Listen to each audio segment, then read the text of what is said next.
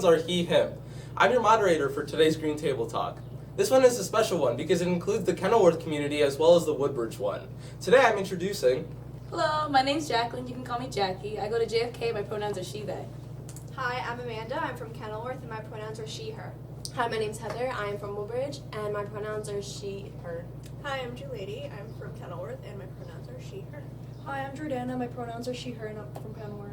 Hi, I'm Isabel. My pronouns are she, her, and I'm from Kenilworth. Hi, I'm Jason. My pronouns are he, him, and I'm from JFK. Today we're discussing power and representation. We'd like to start off with Jacqueline. So to me, representation means seeing someone that I can relate to, either in media, film, or just in general that I think looks like me or has the same ideologies as me and stuff like that. That's how I see representation. Yeah, I totally agree. I also think it can include like how you look too, and just seeing yourself that way, whether it's like your race, gender, or anything like that. Sexuality, stuff like that. Yeah, I just think it's like for little kids especially, it's like them being able to turn on the TV to watch their favorite movie and like seeing themselves, or in some cases not seeing themselves. Yeah, especially with like toys and stuff. Yeah, so you can like Barbie dolls. Exactly, yeah. And in the media, there's a lot of representation of like certain struggles that people deal with, but they don't really come out openly and say. So I feel like seeing someone on TV that's going through the same issue that you are, it's like, oh, I have someone it's not just me. Mm-hmm. So aside from like film and media, do we see this in our school? Do we see teachers or administrators that look like us that have our same demographics? I personally going to Kenilworth, I did not see much of that. It was just very you didn't get to really see yourself in my school. So Yeah, I definitely agree. Oh, you can go. I was gonna say I kind of agree as well. Like at JFK, specifically, there has been a lot of teachers who I feel like have had the same identity as me. I mean, I grew up in a certain way, and it wasn't I wasn't super lower class or middle class or anything. And in terms of social class and structure like that, I don't feel like I ever looked for representation. But being Hispanic and a male, there isn't a lot of teachers and administrators who represent that. So there's one in particular, and I've learned that representation is pretty important because I can look to that person and see how they've lived their lives. And if I'm at school 8 hours a day, that's a pretty big person in my life. Exactly. Same for middle school and elementary school and high school. There wasn't really a lot of representation teacher-wise that I could look at and be like, oh, you kind of remind me of me. It was kind of that same pattern. But at JFK, there's 2 that I can talk to and relate to and everything. But still, it's a very short number. It's not as vast for me personally. I definitely agree. I feel like the demographics, a lot of white females, but more so right now, it's a lot of men too becoming teachers. And when I look back on my schooling, I realized that I had one person, one teacher of color, and it was one black teacher, and he was a guy, and that was it. There was nothing else. I had a reverse culture shock because I grew up going to schools in Newark and in Roselle, and there's it's very diverse over there. We had a lot of blacks and we had a lot of Hispanics. But then when I transferred to Brearley and Kenilworth, it was very much an almost all white staff. So I find myself gravitating towards the Spanish teachers because I can sit there and I can talk to them about food or music or this or that, and it's a fun time. But I had that growing up, and then when I got into high school, it was oh, I didn't realize how much I'd miss it. Yeah, definitely agree. So how do we feel about the media representation, the current media representation that we see, and how do we feel about how we can see ourselves in it, whether it be through race, sexuality, gender? How do we feel about that? I think lately it's been improving a lot in terms of representation. With specific movies, I know the 2 Disney, specifically Pixar films, Encanto and Turning Red. Those are the 2 big ones that were mentioned. And honestly, I did not watch either of them. But just the fact that I can name them is pretty impressive because of just how much it's represented these communities accurately. Encanto, I'm Colombian, and that portrayed Colombia pretty much perfectly, and I've heard everything about it, and I've heard it was very great, and I think that's pretty important for young people growing up, because if you see if you finally see a movie that's representing your culture accurately, that's going to be good for you growing up because you're going to be able to appreciate that more.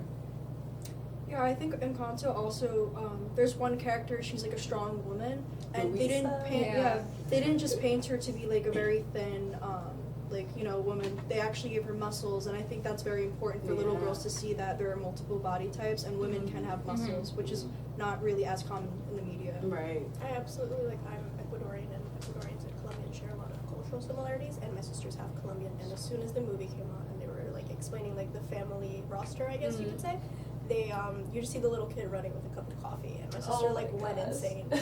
And I was like, but that's what it is. It's the little things. It's like, oh my gosh, I see a little girl like me who has her hair like me, or like, for example, you had one of the sisters, she was pale skinned, but she had like very dark straight hair. And the other sister was a little darker, but she had really tight curls. It was super cute. And it's like seeing that a lot of families, we all look different in Hispanic families. There's not like one set type of Hispanic, and I feel like a lot of people from other cultures don't understand that. Right.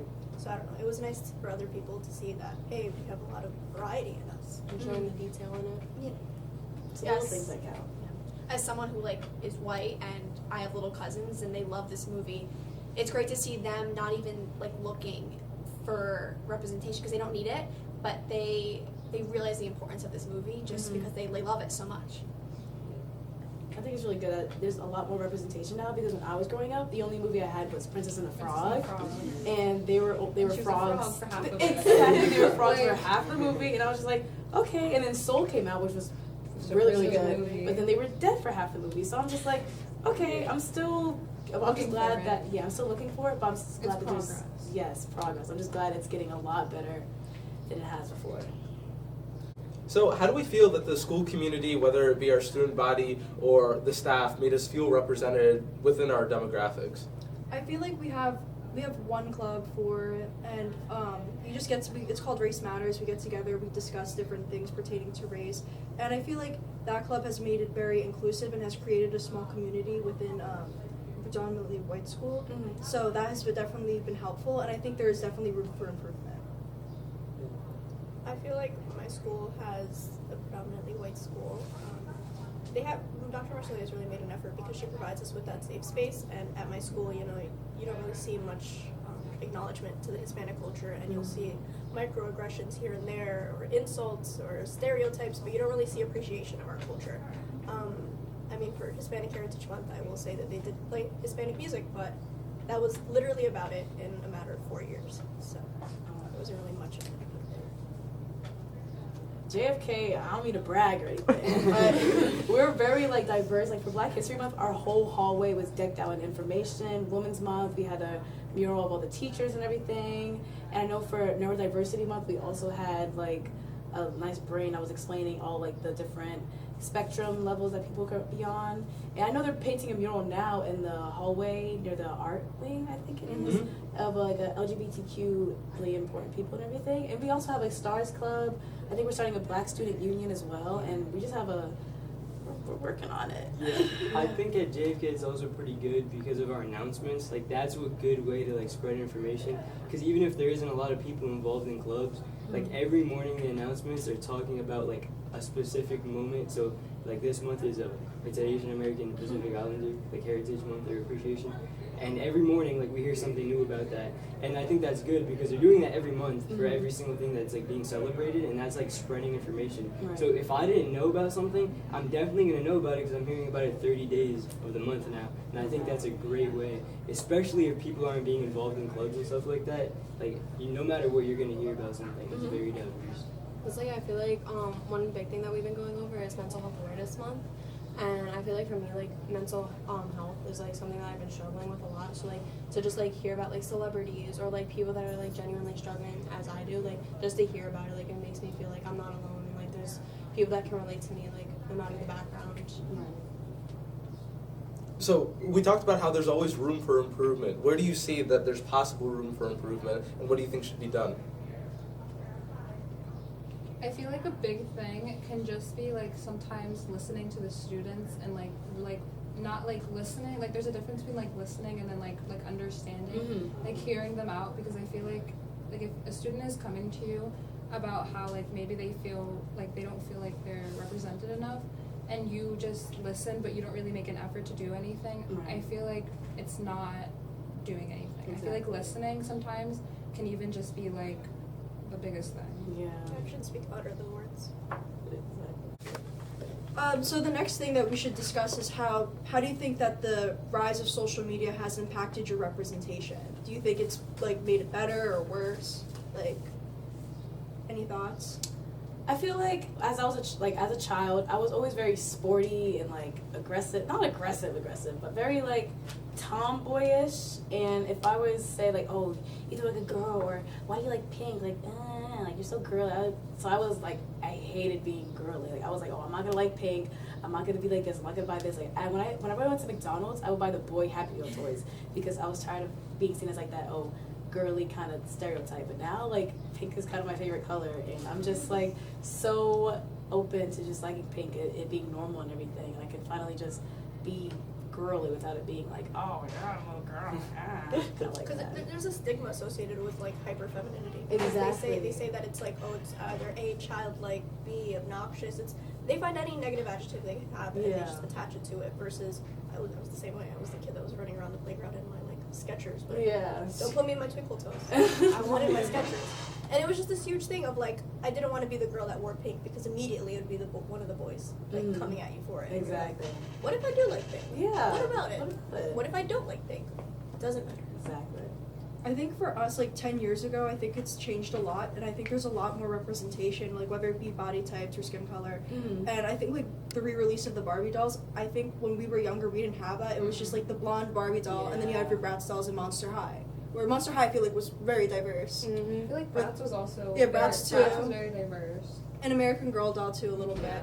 But I feel like with the re-release of the Barbie dolls, I think like younger girls have more of an opportunity to express themselves and be more comfortable in their own skin. Where hyperfemininity is like more celebrated now, and so is like if you wanted to be more masculine. And I think that is definitely benefited. And also with the increase of like different size models as well, I think that's very beneficial. So how's it for the guys? Do you feel that, or? I see that there's a little bit less representation for girls.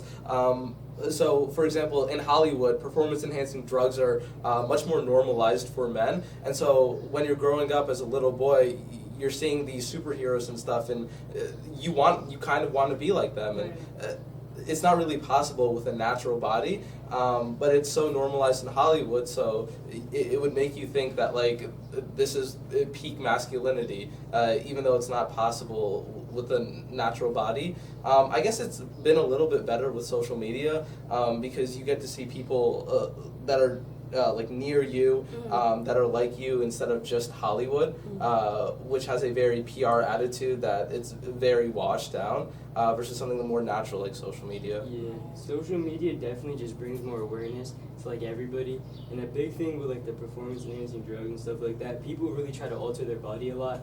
And then this kind of like cycles into like gym culture a lot, and I know a lot of people have different stances on that, and it's a lot more structured, but people do crazy stuff to their body. And then we talked about wrestling earlier, but people will cut like crazy amounts of weight for wrestling, and they kind of like just destroy their bodies, and it's a lot more normalized for men to do stuff. And it's encouraged like too. It's encouraged It's not even, it's not just normalized. But It's like I they think want you to do it. It's because there's a lot more structure to it that people don't think it's as bad, but I think that with social media and the rise in social media, it's definitely like bringing a lot more awareness to it now, and how men equally have these like eating disorders and body dysmorphia, and there's a lot of problems for them to associated. talk about. We destigmatized it. Yeah. And I think that also goes with like mental disorders in general. Like that, like there's so much awareness when it comes to that, like depression, anxiety, like there's more light shed onto it and how like many people struggle. And I think, and also like health outlets too. Like social media has let you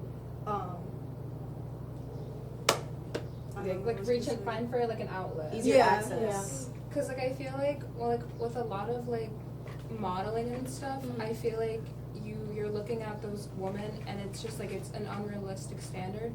And I feel like social media has gotten better over the years of like people like showing their like true authentic selves, of showing like a posed picture versus like them just being natural. And I feel like that's like it shows that like it's just normal. Like it doesn't make you feel like weird because like you have like cellulite or something. Like it's just it's normal, and it's becoming more normalized rather than like looked at like it's something that you need to remove. Not that it's like it's a normal part of your body. Yeah, I completely agree. Like I feel like especially like what you guys said, like nowadays like you can go on TikTok and like women show that they have armpit hair and like it's normalized and people are like, oh, that's so cool. Like they can diet and they can do whatever they want. They can shave their head. They can wear cargo pants and like you're not judged and you feel comfortable and you're like, oh, I can dress like that if I wanted to. But on the other hand, social media is just like, oh, Kylie Jenner. It's like, I want that body. So like at the same time, it's just like, oh, do I want to look like this or do I want to look like this? And it's like unrealistic standards, but at the same time, like social media is shedding light on like being natural and being authentic to yourself. And like you can go to the gym and you can have bigger muscles than men if you want, or like you cannot. Like it's shedding light on everybody, and it's pretty much telling you that you can turn into whoever you want to be, and like you'll be accepted. Right. And I think also as our generation grows up and our parents' generation is still younger than like the baby boomers, we have more representation. And like my mom would always come when I was like, a woman could do anything a man could do, and like something like that, because she went to college, she got her master's. Not a lot of women in her age did that, so I feel like it's something to look up. Like as a child, as a high achieving female was great, and now as we go to college and we get our masters and our doctorates, our kids and the future generations will be able to see better representation and everything. Yeah. The social media is like, especially since quarantine, it's given like such a transparency because everybody's posting their lives now.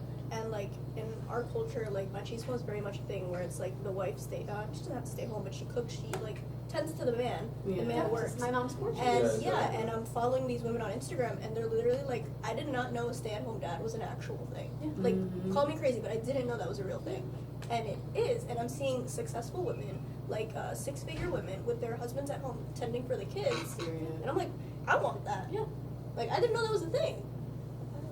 It was like really cool to look into because I was like, this is not a thing in my world. So to see it and to be able to, it's all about exposure. To be able to be exposed to just like that opportunity was insane to me. I didn't know that was a thing. Yeah, I think social media has that effect that no matter the harms of it, we're much more educated than our parents or even our parents' parents, and just in that respect, we get exposed more, and so we get to learn these ideas without judgment, and so we get to make our own opinions about it, and I guess that allows us to be much more open to things that aren't normally within our cultures. Yeah, I just think, like, I don't want to be like the people like kids of our age, but like I feel like people of our age are a lot more aware and understanding of certain things that are people going through, and I feel like them being aware of what they're going through, like it helps them understand it better. Right. So like, Yeah, I think we're definitely more open-minded than other generations because of the exposure we've gotten from social media and how you just see everybody's lives and how different they are. Yeah. and I feel like even like the pandemic kind of made everyone see like everyone was kind of like going through the same thing. Like it didn't matter like your status at that point. Like it was like a virus taking over everyone's life. Like everyone like was like in a way like facing the same like internal and external struggles. Right. Yeah. Okay. So speaking of social media, representation can always take a negative turn, unfortunately. So how do we feel about the new fetishization of women that we've seen in social media? I think like as a part Asian person, I've definitely seen it when it comes to certain individuals who like I don't know, they kind of appropriate certain Asian things, like whether it be Korean dramas or anime. Like you're not really appropriating them, but they take those and they deconstruct those and they have like a mentality of like, oh, like Asian women should look like this, or they're specifically into Asian women for the wrong reasons. Instead of looking them as like an individual, they see them as like a caricature, which is very horrible. Objectification. Yeah, they they see them like for them being Asian first rather than them being like an individual. Yeah. Yeah. The internet has definitely like hypersexualized the Asian culture to an extreme. And I've definitely like dealt with that. Like I've had like instances where like I date a guy and then I find out that like he has like an Asian fetish and it's like gross, and I'm like, oh, like bye. And it's just like it's like weird because like I've never really had to think about that before, and I think that like with like media and how like prevalent like which is good, like Asian culture like being put into the media, but it definitely can get demented and turned into something negative, and I think fetishization is just that. It's the flip side of representation. Exactly. There's been times where I've seen a media where it'll have representation of like gay women and all of that, and people will sexualize that or like fetishize off of that, especially in like songs too. Yeah. Like so you a lesbian girl, me too. Like, bro, what are you talking about? That is not funny. And same with like even like Black representation. I've heard some people have called me like chocolate drop or that's so chocolate drop. I'll be like, so like it's not. They think it's helping, but it's not. And it's literally, it perverts the representation of our cultures, because it can be something so beautiful and something so positive and enriching, but they turn it into something hypersexual and unnecessarily Yeah, like demeans the whole thing. Exactly. It's not Lesbian women have their history in that fight has always been for women's rights. Right. And hey, just because I like another woman doesn't make me hyper masculine. It doesn't make me A or B or whatever your assumptions are.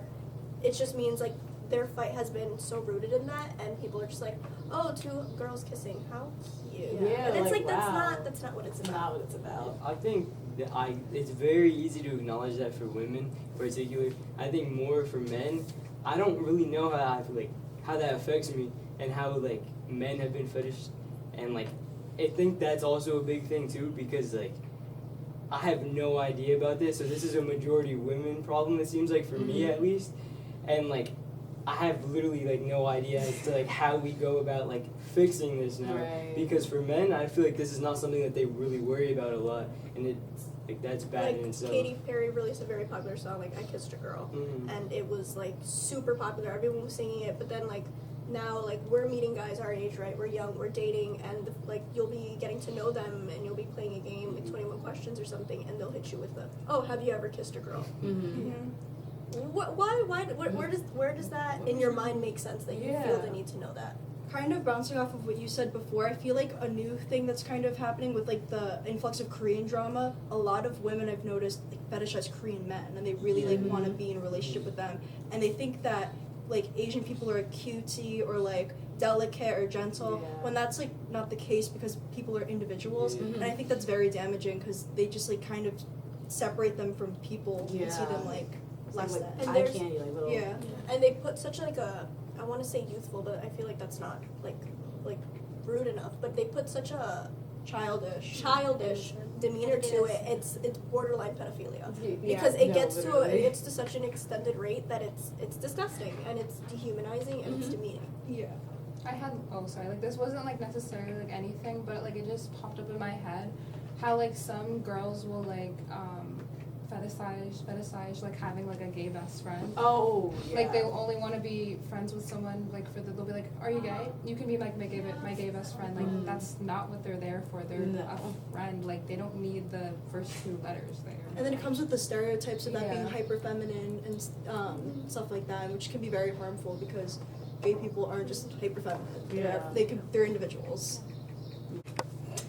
So we're all voting in the next election, right? We're of voting age. Statistically, we're also going to vote the least. How does this dire need for representation influence the people in power, or even how have the people in power been influenced by us representing ourselves in the voting booths?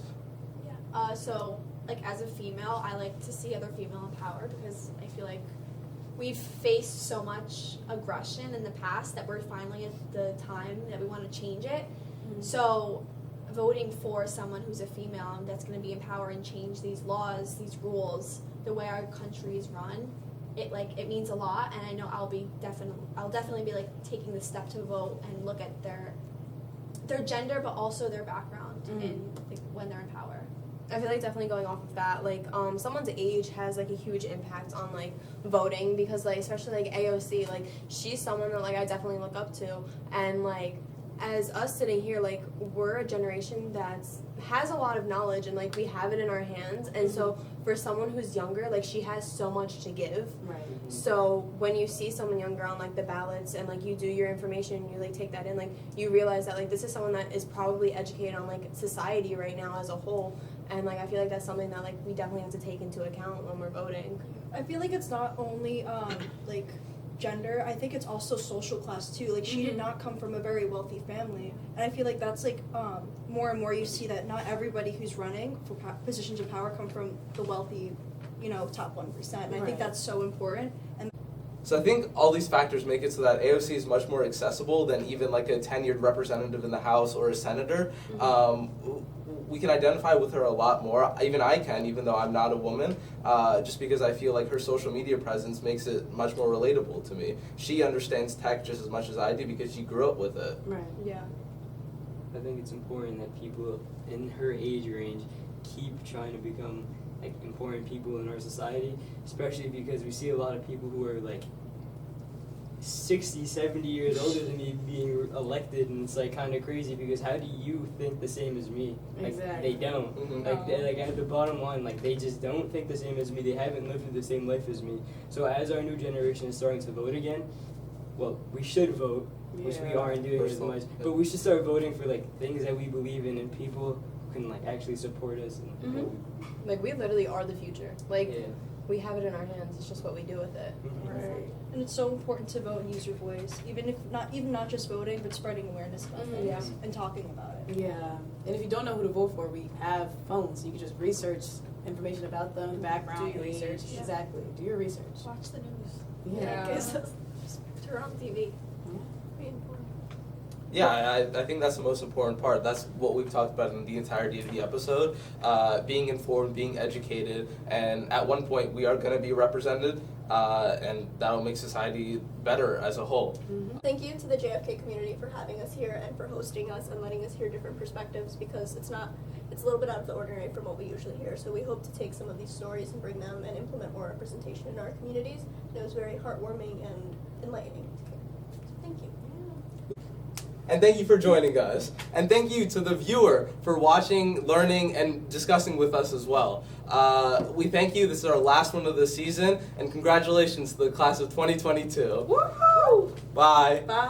While youth is wise with goals and dreams and knowledge deep and strong, and pride is based on